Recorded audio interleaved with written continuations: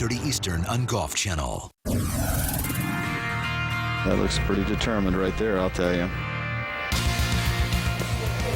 PGA professional Steve Scott is best known for battling Tiger Woods in the 1996 U.S. Amateur. Steve Scott answers the par at 18. Eventually falling to Tiger in extra holes. Scott has worked with the top teachers in the game, from World Golf Hall of Famer Bob Toski to our very own Michael Breed.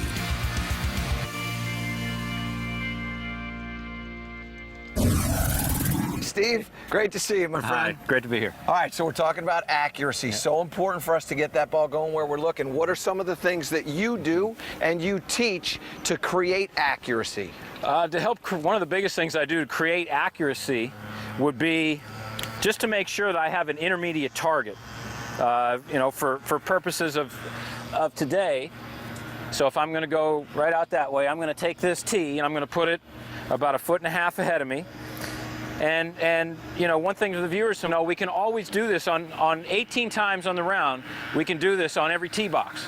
All right, so you can position your golf ball where you want it and give yourself that intermediate target. So what I'll do is I'll set up and make sure that my club face is set up to my intermediate target, and then my regular target out there.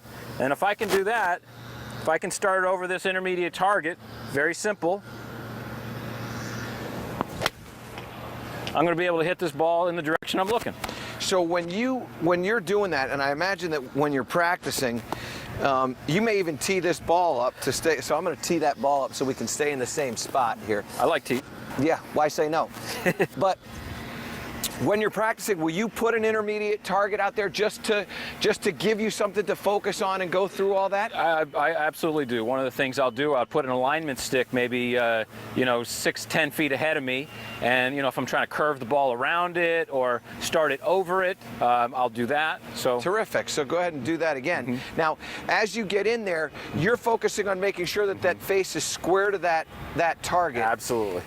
Do you let go of that in your mind? I mean, how are you looking? Because you think about Nicholas, he's the guy that really comes to mind when you're thinking about intermediate targets, right? Yeah, for sure. He said he had up to 6 intermediate targets. I can't go that detailed, so I'll go with 1. But if I can get this club face aimed at my intermediate, this 1.5 feet ahead of me, I know that I'm going to be out there. But I do, to answer your question, I do, have to focus on my actual target out there, because I want, the ball has to go from point A to point B, and I've got to react to that and not react to this as much. So you'll use that and then let go of it. So you kind of use it for the face and use it for your alignment, and then you let go of it? Yeah, that's what I do.